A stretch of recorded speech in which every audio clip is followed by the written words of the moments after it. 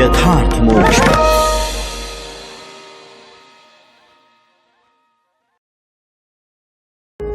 यथार्थ मोक्ष प्रस्तुत कर रहा है अतुल्य संपूर्ण महाभारत। श्री महाभारतम तीर्थ यात्रा पर्व 106वां अध्याय। राजा सगर का संतान के लिए तपस्या करना और शिव जी के द्वारा वरदान पाना। लोमश जी कहते हैं, राजन, तब लोक पितामह ब्रह्मा जी ने अपने पास आए हुए सब देवताओं से कहा, देवगण, इस समय तुम सब लोग इच्छानुसार अभीष्ट स्थान को चले जाओ। अब दीर्घ काल के पश्चात समुद्र फिर अपनी स्वाभाविक अवस्था में आ जाएगा। महाराज भगीरथ अपने कुटुंबी जनों के उद्धार का उद्देश्य लेकर जलनिधि समुद्र को पुनः अगाध जलराशि से भर देंगे। ब्रह्मा जी की यह बात सुनकर संपूर्ण श्रेष्ठ देवता अवसर की प्रतीक्षा करते हुए जैसे आए थे वैसे ही चले गए। युधिष्ठिर ने पूछा, ब्राह्मण, भगीरथ के कुटुंबी जन समुद्र की पूर्ति में निमित्त क्यों कर बने? मुने, उनके निमित्त बनने का कारण क्या है और भगीरथ के आश्रय से किस प्रकार समुद्र की पूर्ति हुई? तपोधन, विप्रवर, मैं यह प्रसंग जिसमें राजाओं के उत्तम चरित्र का वर्णन है आपके मुख से विस्तार पूर्वक सुनना चाहता हूं। वैशंपायन जी कहते हैं, जन्मेजय, महात्मा धर्मराज के इस प्रकार पूछने पर विप्रवर लोमश ने महात्मा राजा सगर का महात्म्य बतलाया। लोमश जी कहते हैं, राजन, इक्ष्वाकु वंश में सगर नाम से प्रसिद्ध एक राजा हो गए हैं। वे रूप, धैर्य और बल से संपन्न तथा बड़े प्रतापी थे, परंतु उनके कोई पुत्र न था। भारत उन्होंने है तथा तालजंग नामक क्षत्रियों का संहार करके सब राजाओं को अपने वश में कर लिया और अपने राज्य का शासन करने लगे। भरत श्रेष्ठ, राजा सगर के दो पत्नियां थी, वैदर्भी और शैब्या। उन दोनों को ही अपने रूप और यौवन का बड़ा अभिमान था। राजेंद्र, राजा सगर अपनी दोनों पत्नियों के साथ कैलाश पर्वत पर जाकर पुत्र की इच्छा से बड़ी भारी तपस्या करने लगे। योग युक्त होकर महान तप में लगे हुए महाराज सगर को त्रिपुर नाशक, त्रिनेत्रधारी, शंकर, भव, ईशान, शूलपाणी, पिनाकी, त्रयंबक, उग्रेश, बहुरूप और उमापति आदि नामों से प्रसिद्ध महात्मा भगवान शिव का दर्शन हुआ। वरदायक भगवान शिव को देखते ही महाबाहु राजा सगर ने दोनों पत्नियों सहित प्रणाम किया और पुत्र के लिए याचना की।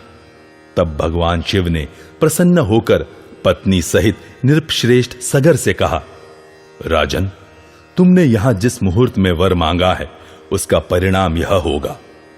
नरश्रेष्ठ, तुम्हारी एक पत्नी के गर्भ से अत्यंत अभिमानी 60,000 शूरवीर पुत्र होंगे, परंतु वे सबके सब एक ही साथ नष्ट हो जाएंगे। भूपाल, तुम्हारी जो दूसरी पत्नी है उसके गर्भ से एक ही शूरवीर वंशधर पुत्र उत्पन्न होगा। ऐसा कहकर भगवान शंकर वहीं अंतर्धान हो गए। राजा सगर भी अत्यंत प्रसन्नचित हो पत्नियों सहित अपने निवास स्थान को चले गए। नरश्रेष्ठ, तदनंतर उनकी वे दोनों कमल नयनी पत्नियां वैदर्भी और शैब्या गर्भवती हुईं। फिर समय आने पर वैदर्भी ने अपने गर्भ से एक तुम्बी उत्पन्न की और शैब्या ने देवता के समान सुंदर रूप वाले एक पुत्र को जन्म दिया। राजा सगर ने उस तुम्बी को फेंक देने का विचार किया। इसी समय आकाश से एक गंभीर वाणी सुनाई दी, राजन, ऐसा दुस्साहस न करो। अपने इन पुत्रों का त्याग करना तुम्हारे लिए उचित नहीं है। इस तुम्बी में से एक एक बीज को निकालकर घी से भरे हुए गर्म घड़ों में अलग अलग रखो और यत्न पूर्वक इन सब की रक्षा करो। पृथ्वीपते, ऐसा करने में तुम्हें 60,000 पुत्र प्राप्त होंगे। नरश्रेष्ठ, महादेव जी ने तुम्हारे लिए इसी क्रम से पुत्र जन्म होने का निर्देश किया है, अतः तुम्हें कोई अन्यथा विचार नहीं होना चाहिए। इस प्रकार श्री महाभारत वन पर्व के अंतर्गत तीर्थ यात्रा पर्व में लोमश तीर्थ यात्रा के प्रसंग में सगर संतति वर्णन विषयक 106वां अध्याय पूरा हुआ। 107वां अध्याय, सगर के पुत्रों की उत्पत्ति। 60,000 सगर पुत्रों का कपिल की क्रोधाग्नि से भस्म होना, असमंजस का परित्याग, अंशुमान के प्रयत्न से सगर के यज्ञ की पूर्ति, अंशुमान से दिलीप को और दिलीप से भगीरथ को राज्य की प्राप्ति। लोमश जी कहते हैं, भरत श्रेष्ठ, यह आकाशवाणी सुनकर भूपाल शिरोमणि राजा सगर ने उस पर विश्वास करके उसके कथनानुसार सब कार्य किया। नरेश ने एक एक बीज को अलग अलग करके उन सबको घी से भरे हुए घड़ों में रखा। फिर पुत्रों की रक्षा के लिए तत्पर हो सबके लिए पृथक पृथक धाएं नियुक्त कर दी। तदनंतर दीर्घकाल के पश्चात उस अनुपम तेजस्वी नरेश के 60,000 महाबली पुत्र उन घड़ों में से निकल आए। युधिष्ठिर, राजऋषि सगर के वे सभी पुत्र भगवान शिव की कृपा से ही उत्पन्न हुए थे। वे सब के सब भयंकर स्वभाव वाले और क्रूर कर्मा थे। आकाश में भी सब ओर घूम फिर सकते थे। उनकी संख्या अधिक होने के कारण वे देवताओं सहित संपूर्ण लोकों की अवहेलना करते थे। समर भूमि में शोभा पाने वाले वे शूरवीर राजकुमार देवताओं, गंधर्वों, राक्षसों तथा संपूर्ण प्राणियों को कष्ट दिया करते थे। मंदबुद्धि सगर पुत्रों द्वारा सताए हुए सब लोग संपूर्ण देवताओं के साथ ब्रह्मा जी की शरण में गए। उस समय सर्वलोक पितामह महाभाग ब्रह्मा ने उनसे कहा, देवताओं, तुम सभी इन सब लोगों के साथ जैसे आए हो वैसे लौट जाओ। अब थोड़े ही दिनों में अपने ही किए हुए अपराधों द्वारा इन सगर पुत्रों का अत्यंत घोर और महान संहार होगा। नरेश्वर, उनके ऐसा कहने पर सब देवता तथा अन्य लोग ब्रह्मा जी की आज्ञा ले जैसे आए थे वैसे लौट गए। भरत श्रेष्ठ, तदनंतर बहुत समय बीत जाने पर पराक्रमी राजा सगर ने अश्वमेध यज्ञ की दीक्षा ली। राजन, उनका यज्ञ अश्व उनके अत्यंत उत्साही सभी पुत्रों द्वारा सुरक्षित हो स्वच्छंद गति से पृथ्वी पर विचरने लगा। जब वह अश्व भयंकर दिखाई देने वाले जल शून्य समुद्र के तट पर आया, तब प्रयत्न पूर्वक रक्षित होने पर भी वहां सहसा अदृश्य हो गया। तात, तब उस उत्तम अश्व को अपहृत जानकर सगर पुत्रों ने पिता के पास आकर कहा, हमारे यज्ञ अश्व को किसी ने चुरा लिया, अब वह दिखाई नहीं देता। यह सुनकर राजा सगर ने कहा, तुम सब लोग समुद्र, वन और द्वीपों सहित सारी पृथ्वी पर विचरते हुए संपूर्ण दिशाओं में जाकर उस अश्व का पता लगाओ।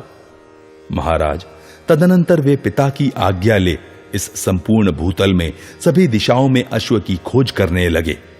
खोजते खोजते सभी सगर पुत्र एक दूसरे से मिले, परंतु वे अश्व तथा अश्वहर्ता का पता न लगा सके। तब वे पिता के पास आकर उनके आगे हाथ जोड़कर बोले, महाराज, हमने आपकी आज्ञा से समुद्र, वन, द्वीप, नदी, नद, कंदरा, पर्वत और वन्य प्रदेशों सहित सारी पृथ्वी खोज डाली, परंतु हमें न तो अश्व मिला न उसका चुराने वाला ही। युधिष्ठिर, उनकी यह बात सुनकर राजा सगर क्रोध से मूर्छित हो उठे और उस समय दैववश उन सब से इस प्रकार बोले, जाओ, लौट कर न आना, पुनः घोड़े का पता लगाओ। पुत्रों, उस यज्ञ के अश्व को लिए बिना वापस न आना। पिता का वह संदेश शिरोधार्य करके सगर पुत्रों ने फिर सारी पृथ्वी पर अश्व को ढूंढना आरंभ किया। तदनंतर उन वीरों ने एक स्थान पर पृथ्वी में दरार पड़ी हुई देखी। उस बिल के पास पहुंचकर सगर पुत्रों ने कुदालों और फावड़ों से समुद्र को प्रयत्नपूर्वक खोदना आरंभ किया। एक साथ लगे हुए सगर कुमारों के खोदने पर सब ओर से विदीर्ण होने वाले समुद्र को बड़ी पीड़ा का अनुभव होता था। सगर पुत्रों के हाथों मारे जाते हुए असुर, नाग, राक्षस और नाना प्रकार के जंतु बड़े जोर से आर्तनाद करते थे। सैकड़ों और हजारों ऐसे प्राणी दिखाई देने लगे जिनके मस्तक कट गए थे, शरीर छिन्न भिन्न हो गए थे, चमड़े छिल गए थे तथा हड्डियों के जोड़ टूट गए थे। इस प्रकार वरुण के निवास भूत समुद्र की खुदाई करते करते उनका बहुत समय बीत गया, परंतु वह अश्व कहीं दिखाई नहीं दिया। राजन, तदनंतर क्रोध में भरे हुए सगर पुत्रों ने समुद्र के पूर्वोत्तर प्रदेश में पाताल फोड़कर प्रवेश किया और वहां उस यज्ञ अश्व को पृथ्वी पर विचरते देखा। वहां तेज की परम उत्तम राशि महात्मा कपिल बैठे थे, जो अपने दिव्य तेज से उसी प्रकार उद्भासित हो रहे थे जैसे लपटों से अग्नि। राजन, उस अश्व को देखकर उनके शरीर में हर्ष जनित रोमांच हो आया। वे काल से प्रेरित हो क्रोध में भरकर महात्मा कपिल का अनादर करके उस अश्व को पकड़ने के लिए दौड़े। महाराज, तब मुनि श्रेष्ठ कपिल कुपित हो उठे। मुनि प्रवर कपिल वे ही भगवान विष्णु हैं जिन्हें वासुदेव कहते हैं। उन महातेजस्वी ने विकराल आंखें करके अपना तेज उन पर छोड़ दिया और मंदबुद्धि सगर पुत्रों को जला दिया। उन्हें भस्म हुआ देख महातपस्वी नारद जी राजा सगर के समीप आए और उनसे सब समाचार निवेदित किया। मुनि के मुख से निकले हुए इस घोर वचन को सुनकर राजा सगर 2 घड़ी तक अनमने हो महादेव जी के कथन पर विचार करते रहे। पुत्र की मृत्यु जनित वेदना से अत्यंत दुखी हो स्वयं ही अपने आप को सांत्वना दे उन्होंने अश्व को ही ढूंढने का विचार किया। भरत श्रेष्ठ तदनंतर असमंजस के पुत्र अपने पौत्र अंशुमान को बुलाकर यह बात कही, तात, मेरे अमित तेजस्वी 60,000 पुत्र मेरे ही लिए महर्षि कपिल की क्रोधाग्नि में पड़कर नष्ट हो गए। अनग, पूर्ववासियों के हित की रक्षा रखकर धर्म की रक्षा करते हुए मैंने तुम्हारे पितृ को भी त्याग दिया है। युधिष्ठिर ने पूछा, तपोधन, नृपश्रेष्ठ सगर ने किस लिए अपने दुस्तज्य वीर पुत्र का त्याग किया था, यह मुझे बताइए। लोमश जी ने कहा, राजन, सगर का वह पुत्र जिसे रानी शैब्या ने उत्पन्न किया था असमंजस के नाम से विख्यात हुआ। वह जहां तहां खेल कूद में लगे हुए पुरवासियों के दुर्बल बालकों के समीप सहसा पहुंच जाता और चीखते चिल्लाते रहने पर भी उनका गला पकड़कर उन्हें नदी में फेंक देता था। तब समस्त पुरवासी भय और शोक में मग्न हो राजा सगर के पास आए और हाथ जोड़े खड़े हो इस प्रकार कहने लगे, महाराज, आप शत्रु सेना आदि के भय से हमारी रक्षा करने वाले हैं, अतः असमंजस के घोर भय से आप हमारी रक्षा करें। पुरवासियों का यह भयंकर वचन सुनकर नृपश्रेष्ठ सगर 2 घड़ी तक अनमने होकर बैठे रहे। फिर मंत्रियों से इस प्रकार बोले, आज मेरे पुत्र असमंजस को मेरे घर से बाहर निकाल दो। यदि तुम्हें मेरा प्रिय कार्य करना है तो मेरी इस आज्ञा का शीघ्र पालन होना चाहिए।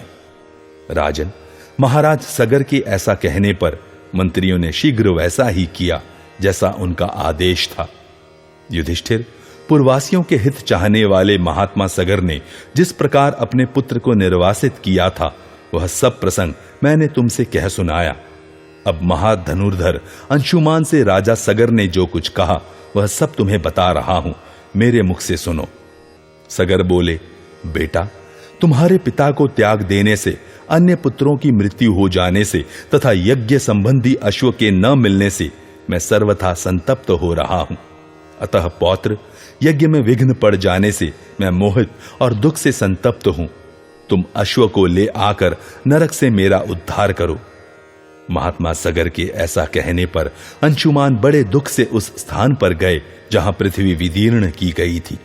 उन्होंने उसी मार्ग से समुद्र में प्रवेश किया और महात्मा कपिल तथा यज्ञ अश्व को देखा। तेजो राशि मुनि प्रवर पुराण पुरुष कपिल जी का दर्शन करके अंशुमान ने धरती पर माथा टेक कर प्रणाम किया और उनसे अपना कार्य बताया। भरतवंशी महाराज, इससे धर्मात्मा कपिल जी अंशुमान पर प्रसन्न हो गए और बोले, मैं तुम्हें वर देने को उद्यत हूं। अंशुमान ने पहले तो यज्ञ कार्य की सिद्धि के लिए वहां उस अश्व के लिए प्रार्थना की और दूसरा वर अपने पितरों को पवित्र करने की इच्छा से मांगा। तब मुनिश्रेष्ठ महातपस्वी कपिल ने अंशुमान से कहा, अनग, तुम्हारा कल्याण हो। तुम जो कुछ मांगते हो वह सब तुम्हें दूंगा।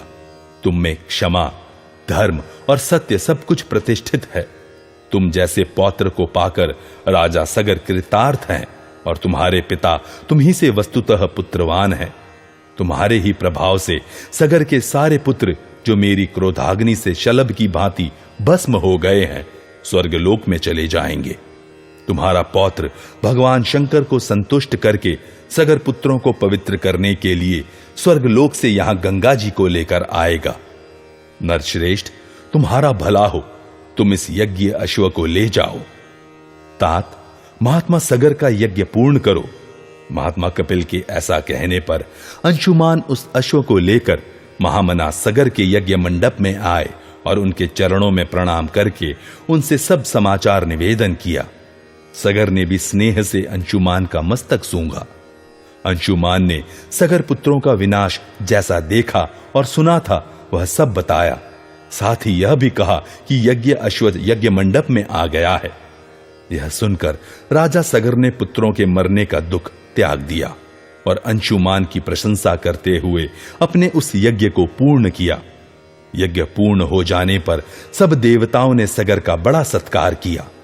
कमल के समान नेत्रों वाले सगर ने वरुणालय समुद्र को अपना पुत्र माना और दीर्घ काल तक राज्य शासन करके अंत में अपने पौत्र अंशुमान पर राज्य का सारा भार रखकर वे स्वर्गलोक को चले गए।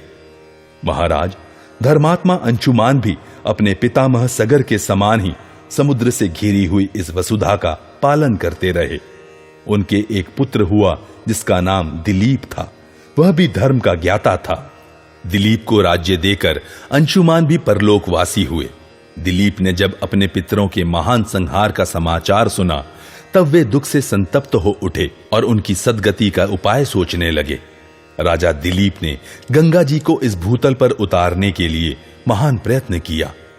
यथाशक्ति चेष्टा करने पर भी वे गंगा को पृथ्वी पर उतार न सके। दिलीप के भगीरथ नाम से विख्यात एक पुत्र हुआ जो परम कांतिमान, धर्मपरायण, सत्यवादी और अदोषदर्शी था। सत्य धर्म परायण महात्मा भगीरथ का राज्याभिषेक करके दिलीप वन में चले गए। भरत श्रेष्ठ, राजा दिलीप तपस्या जनक सिद्धि से संयुक्त हो अंतकाल आने पर वन से स्वर्गलोक को चले गए। इस प्रकार श्री महाभारत वन पर्व के अंतर्गत तीर्थ यात्रा पर्व में लोमश तीर्थ यात्रा के प्रसंग में अगस्त्य महात्म्य वर्णन विषयक 107वां अध्याय पूरा हुआ।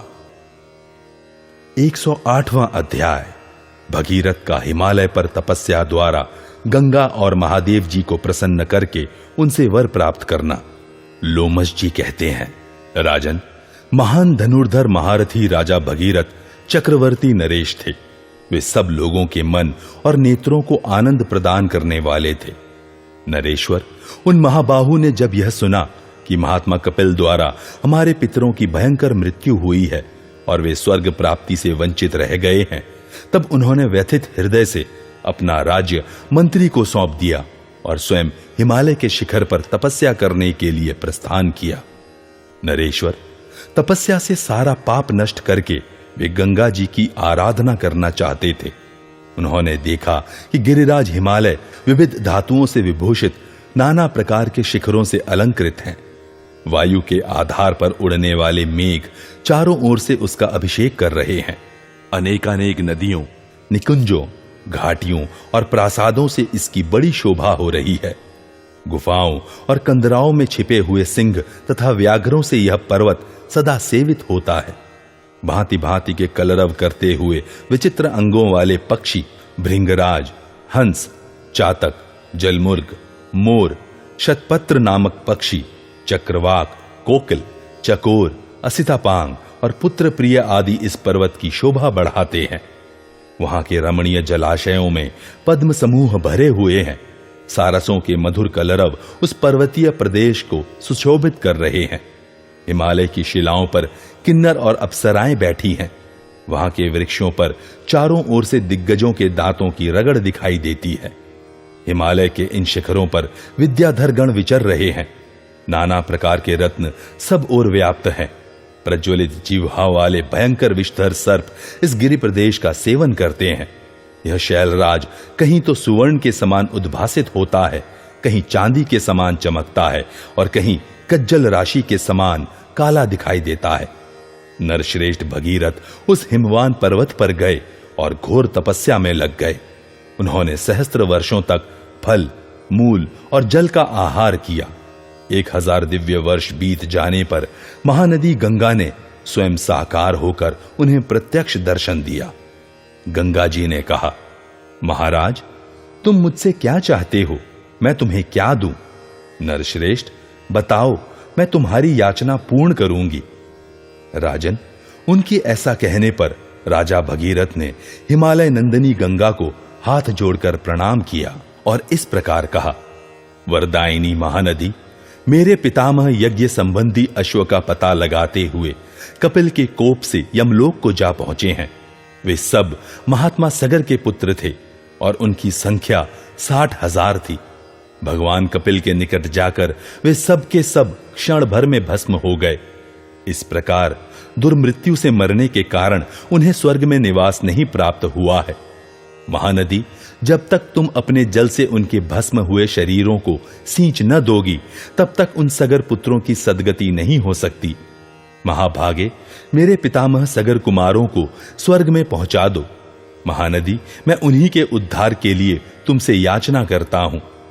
लोमश जी कहते हैं, राजन, राजा भगीरथ की यह बात सुनकर विश्ववंदिता गंगा अत्यंत प्रसन्न हुई और उनसे इस प्रकार बोली, महाराज, मैं तुम्हारी बात मानूंगी, इसमें संशय नहीं है, परंतु आकाश से पृथ्वी पर गिरते समय मेरे वेग को रोकना बहुत कठिन है।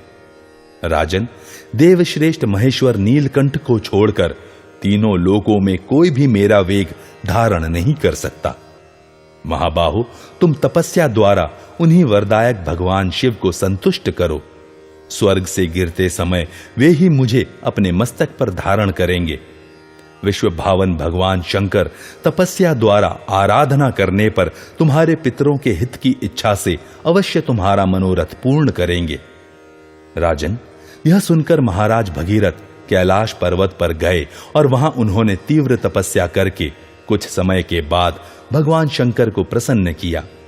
नरेश्वर, तत्पश्चात गंगा जी की प्रेरणा के अनुसार नरश्रेष्ठ भगीरथ ने अपने पितरों को स्वर्गलोक की प्राप्ति कराने के उद्देश्य से महादेव जी से गंगा जी के वेग को धारण करने के लिए वर की याचना की। इस प्रकार श्री महाभारत वन पर्व के अंतर्गत तीर्थ यात्रा पर्व में लोमश तीर्थ यात्रा के प्रसंग में अगस्तोपाख्यान विषयक 108वां अध्याय पूरा हुआ। 109वां अध्याय पृथ्वी पर गंगा जी के उतरने और समुद्र को जल से भरने का विवरण तथा सगर पुत्रों का उद्धार। लोमश जी कहते हैं, राजन, राजा भगीरथ की बात सुनकर देवताओं का प्रिय करने के लिए भगवान शिव ने कहा, एवमस्तु महाभाग, मैं तुम्हारे लिए आकाश से गिरती हुई कल्याणमयी पुण्य स्वरूपा दिव्य देव नदी गंगा को अवश्य धारण करूंगा। महाबाहो, ऐसा कहकर भगवान शिव भांति भांति के अस्त्र शस्त्रों से सुसज्जित अपने भयंकर पार्षदों से घिरे हुए हिमालय पर आए। वहां ठहरकर उन्होंने नरश्रेष्ठ भगीरथ से कहा, महाबाहो, गिरिराज नंदिनी महानदी गंगा से भूतल पर उतरने के लिए प्रार्थना करो। नरेश्वर, मैं तुम्हारे पितरों को पवित्र करने के लिए स्वर्ग से उतरती हुई सरिताओं में श्रेष्ठ गंगा को सिर पर धारण करूंगा। भगवान शंकर की कही हुई यह बात सुनकर राजा भगीरथ ने एकाग्रचित हो प्रणाम करके गंगा जी का चिंतन किया। राजा के चिंतन करने पर भगवान शंकर को खड़ा हुआ देख पुण्य सलीला रमणीय नदी गंगा सहसा आकाश से नीचे गिरी। उन्हें गिरती देख दर्शन के लिए उत्सुक हो महर्षियों सहित देवता, गंधर्व, नाग और यक्ष वहां आ गए। तदनंतर हिमालय नंदिनी गंगा आकाश से वहां आ गिरी। उस समय उनके जल में बड़ी बड़ी भंवरें और तरंगे उठ रही थी। मत्स्य और ग्राह भरे हुए थे। राजन, आकाश की मेखला रूप गंगा को भगवान शिव ने अपने ललाट देश में पड़ी हुई मोतियों की माला की भांति धारण कर लिया। महाराज, नीचे गिरती हुई फेन पुंज से व्याप्त हुई जल वाली समुद्रगामिनी गंगा 3 धाराओं में बटकर हंसों की पंक्तियों के समान सुशोभित होने लगी। वह मतवाली स्त्री की भांति इस प्रकार आई कि कहीं तो सर्प शरीर की भांति कुटिल गति से बहती थी और कहीं ऊंचे से ऊंचे गिरकर चट्टानों से टकरा जाती थी एवं श्वेत वस्त्रों के समान प्रतीत होने वाले फेन पुंज उसे आच्छादित किए हुए थे। कहीं कहीं वह जल की कल कल नाद से उत्तम संगीत सा गा रही थी। इस प्रकार अनेक रूप धारण करने वाली गंगा आकाश से गिरी और भूतल पर पहुंचकर राजा भगीरथ से बोली, महाराज, रास्ता दिखाओ, मैं किस मार्ग से चलूं? पृथ्वीपते, तुम्हारे लिए ही मैं इस भूतल पर उतरी हूं। यह सुनकर राजा भगीरथ जहां महात्मा सगर पुत्रों के शरीर पड़े थे, वहां गंगा जी के पावन जल से उन शरीरों को प्लावित करने के लिए उस स्थान से प्रस्थित हुए। विश्ववंदित भगवान शंकर गंगा जी को सिर पर धारण करके देवताओं के साथ पर्वत श्रेष्ठ कैलाश को चले गए। राजा भगीरथ ने गंगा जी के साथ समुद्र तट पर जाकर वरुणालय समुद्र को बड़े वेग से भर दिया और गंगा जी को अपनी पुत्री बना लिया। तत्पश्चात वहां उन्होंने पितरों के लिए जलदान किया और पितरों का उद्धार होने से वे सफल मनोरथ हो गए। युधिष्ठिर, जिस प्रकार गंगा त्रिपथगा अर्थात स्वर्ग, पाताल और पृथ्वी पर गमन करने वाली हुई, वह सब प्रसंग मैंने तुम्हें सुना दिया। महाराज, समुद्र को भरने के लिए ही गंगा पृथ्वी पर उतारी गई थी। राजन, देवताओं ने कालेय नामक दैत्यों को जिस प्रकार मार गिराया और कारणवश महात्मा अगस्त्य ने जिस प्रकार समुद्र पी लिया तथा उन्होंने ब्राह्मण की हत्या करवाने वाले वातापी नामक दैत्यों को जिस प्रकार नष्ट किया, वह सब प्रसंग जिसके विषय में तुमने पूछा था मैंने बता दिया। इस प्रकार श्री महाभारत वन पर्व के अंतर्गत तीर्थ यात्रा पर्व में लोमश तीर्थ यात्रा के प्रसंग में अगस्त्य महात्म्य कथन विषयक 109वां अध्याय पूरा हुआ।